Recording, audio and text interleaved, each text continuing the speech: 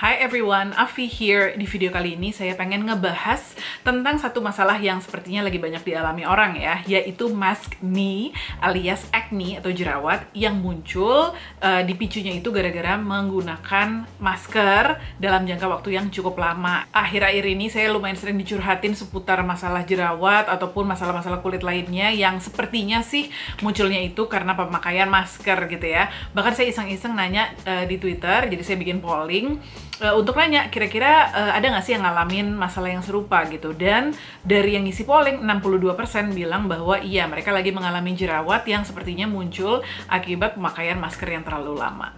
Nah, kalau kalian memang lagi mengalami hal tersebut dan pengen tahu gimana sih cara mengatasinya, tonton terus video ini ya. Nah, di video kali ini saya mau ngucapin terima kasih banyak untuk Claudia, atau di Instagram itu dia dikenal dengan Fun Skincare, yang udah bikin postingan yang sangat-sangat membantu, sangat-sangat informatif mengenai mask knee ini atau problem jerawat yang ditimbulkan oleh pemakaian masker. Jadi Claudia ini orang Indonesia yang sekarang lagi tinggal di Korea Selatan dan lagi ngambil PhD in dermatology. Jadi udah pasti expert lah ya di bidang kulit gitu.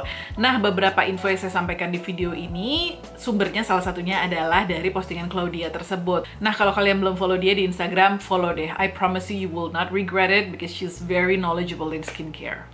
Nah, jerawat karena pemakaian masker itu bisa dikategorikan sebagai acne mekanika, di mana jerawat yang muncul itu dipicu oleh tekanan atau gesekan di kulit kita dengan baju yang tebal, kain yang tebal, ataupun alat pelindung yang digunakan secara lama gitu ya, atau dalam jangka waktu yang lama. Bukan cuma gesekan atau tekanannya aja yang menyebabkan jerawat, tapi digabungkan dengan panas, lembab, udah gitu keringat, itu juga bisa memperparah kondisinya.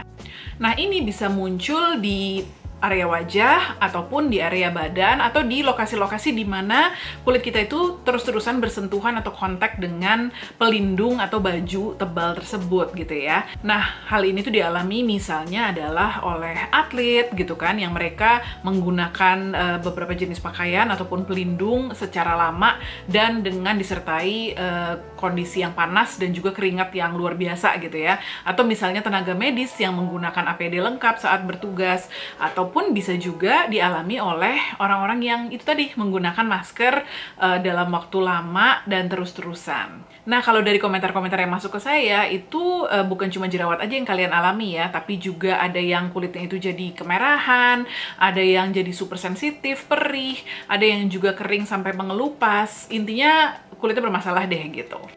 Dan kondisi-kondisi ini akan tambah parah kalau memang dari dasarnya kita udah punya masalah-masalah kulit, seperti kulit kita mungkin memang udah acne prone, sensitif, punya rosacea, eksim, psoriasis, dan lain-lain. Nah, sebenarnya apa sih yang terjadi sama kulit kita ketika kita menggunakan masker dan kenapa bisa sampai muncul jerawat ataupun masalah kulit lainnya? Nah, yang pertama adalah gesekan tadi gitu ya. Jadi gesekan yang terus-menerus terjadi di kulit kita dengan masker tadi bisa menyebabkan skin barrier kita rusak. Dan kemudian udara yang panas itu bisa memperparah juga reaksi inflamasi atau reaksi peradangan di kulit kita. Plus juga udara panas itu biasanya membuat produksi sebum atau minyak di kulit kita tuh jadi bertambah-tambah gitu ya. Jadinya area yang terkena masker itu udahlah panas, radang, terus minyaknya berlebihan pula. Nah, kemudian biasanya area yang kena masker itu kan cenderung lembab ya. Jadi kelembapan tersebut bercampur dengan keringat kita itu bisa memperparah iritasi dan juga bisa memperparah kerusakan di skin barrier kita. Satu lagi nih, kotoran kayak misalnya debu atau sisa-sisa makeup, terus itu tadi ya sisa-sisa minyak dari kulit kita, itu bisa kayak terperangkap di area masker tersebut dan menyebabkan pori-pori kita tersumbat. Nah, satu lagi nih yang juga bisa memicu sensitivity di kulit kamu itu adalah mungkin masker kamu itu masih ada sisa-sisa deterjen atau sisa-sisa softener yang belum benar-benar terbilas dengan sempurna sehingga kontak dengan kulit kamu, dan kalau kulit kamunya memang lagi mengalami peradangan atau memang ekstra sensitif, itu bisa memperparah kondisinya. Di area mana aja sih bisa kena jerawat ataupun masalah-masalah kulit ini? Nah, biasanya sih yang umumnya itu saya sering dengar orang-orang yang kulitnya itu terkena sama pinggiran maskernya ya, karena pinggiran maskernya itu kan biasanya lebih ketat gitu kan. Nah, jadi di area-area sini nih, di sini gitu. Saya sendiri juga lagi ngalamin jerawat yang munculnya itu di sini. Yang saya curiganya sih salah satu pemicunya adalah karena penggunaan masker. Tapi bukan cuma di area pinggiran aja, bisa hampir semua area yang tertutup oleh masker itu juga terkena jerawat ataupun masalah-masalah lainnya. Nah, sekarang kita udah tahu penyebabnya apa, gimana dong cara ngatasinnya. Yang pertama adalah cari masker yang bahannya nyaman, terutama bagian pinggirnya yang lebih ketat menempel di kulit kita gitu. Sekarang ini kan masker udah macem-macem banget, jadi kamu bener-bener bisa lebih pilih-pilih bahan mana yang kira-kira kerasa lebih nyaman di kulit kamu. Nah, bagian yang pinggirnya itu kadang-kadang kan ada yang memang lebih kasar atau lebih tebel gitu ya, sehingga mungkin aja itu memperparah masalah jerawat kamu ataupun masalah kulit lainnya. Jadi coba cari yang bahannya itu lembut. Tips kedua, kalau bisa kamu sering ganti masker. Kalau kamu kegiatannya di luar rumah dan maskernya otomatis harus selalu nempel, dan mungkin kita keringetan, kulitnya berminyak dan lain-lain, sebaiknya sih bawa lebih dari satu masker. Ini yang saya lakukan sih sekarang. Jadi kalau saya keluar rumah dalam jangka waktu yang cukup lama, saya biasanya bawa 2 masker. Setelah saya udah mulai ngerasa nggak nyaman, keringetan, berminyak dan lain-lain, masker yang udah saya pakai itu saya buka, saya masukin ke dalam plastik terpisah, habis itu saya pakai masker baru yang bersih gitu. Dan jangan lupa ya, begitu sampai rumah, kalau yang kamu gunakan adalah masker reusable, itu langsung dicuci sampai bersih. Nah, kalau kulit kamu tuh tipe yang sangat sensitif dan kamu curiga deterjen yang kamu gunakan untuk cuci masker itu memperparah masalah kulit kamu, mungkin bisa dikonsider juga untuk cari deterjen yang lebih lembut gitu ya. Kalau saya sih biasanya pakai deterjen yang khusus untuk bayi. Ada tuh kan deterjen yang khusus untuk cuci pakaian bayi yang biasanya itu lebih lembut. Nah, itu yang saya pakai untuk cuci pakaian dalam saya dan juga termasuk masker reusable saya. Tips berikutnya adalah usahakan nggak usah pakai makeup ketika kita menggunakan masker. Ini saya sendiri juga masih suka lupa sih ya, karena udah kebiasaan banget kalau keluar rumah itu pakai makeup. Jadi karena saya lupa kalau mesti pakai masker, biasanya pas saya siap-siap ya saya langsung makeupan juga gitu. Dan begitu udah pakai masker baru sadar betapa nggak enaknya atau nggak nyamannya pakai masker saat kulit kita itu ada bedaknya, ada foundationnya, dan itu kan itu tadi ya, jadi bisa ngumpul di pinggiran masker, terus dia bisa terperangkap, udah gitu bikin pori-pori kita tersumbat dan itu nggak enak banget. Jadi sekarang sih kalau keluar rumah saya udah nggak terlalu sering pakai makeup. Biasanya kalau misalnya ada yang harus ditutupin dikit gitu ya di bagian mata, saya pakein concealer aja dikit-dikit banget gitu, tapi sisanya saya usahakan nggak pakai makeup. Nah, tiap orang kan punya kondisi yang beda-beda gitu ya di pekerjaannya. Mungkin kamu memang harus atau diwajibkan untuk bermakeup, ya nggak apa-apa, tapi yang penting itu tadi ya, kamu aware bahwa makeupnya itu bisa nempel di maskernya, dan ketika maskernya kamu pakai lagi, itu bisa si sisa makeupnya bercampur dengan keringat dan minyak kita menimbulkan sumbatan pori-pori. Jadi mungkin kamu lebih sering ganti maskernya kalau memang harus bermakeup.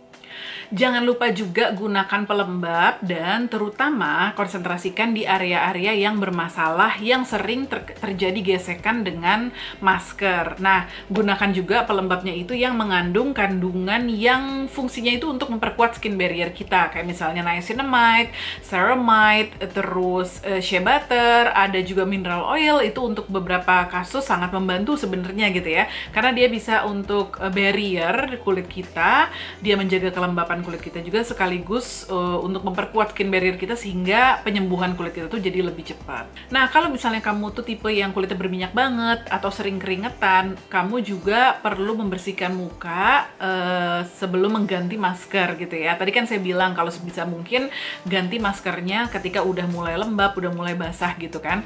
Nah, sebelum ganti maskernya itu nggak ada salahnya kamu bersihin muka, mungkin juga dengan menggunakan face wash atau micellar gel gitu atau micellar oil gitu ya. Terus kamu pakein pelembab lagi, baru kamu pakai masker yang bersih. Itu di sebagian orang bisa membantu untuk membersihkan pori-pori supaya tidak tersumbat. Tapi nggak usah terlalu sering juga ya, karena kalau kita keseringan cuci muka, itu juga bisa membuat kulit kita kering dan dehidrasi dan bisa menimbulkan masalah lain. Jadi mungkin sekali atau 2 kali maksimal gitu ya dalam selama kamu bepergian itu udah cukup. Ya balik lagi tergantung seberapa berminyak dan keringetannya kamu. Nah, kalau kamu mengalami juga gatal gatel-gatel, merah, iritasi. Pakai juga produk-produk yang ada skin soothing ingredients-nya kayak green tea, panthenol, allantoin, apalagi ya, niacinamide gitu kan, aloe vera atau oats. Itu hal-hal yang emang bisa membuat kulit kita tuh kerasa lebih nyaman dan lebih tenang.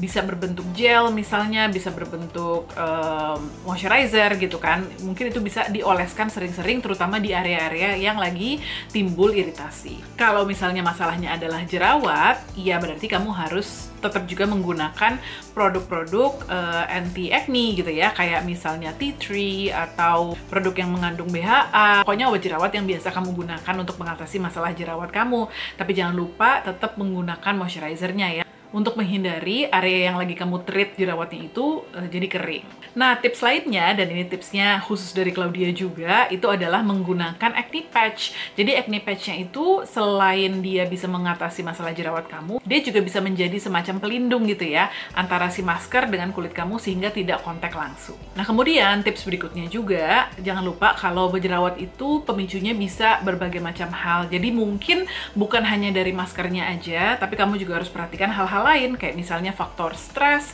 faktor lifestyle, tidur kita kurang, terus makanan juga gitu.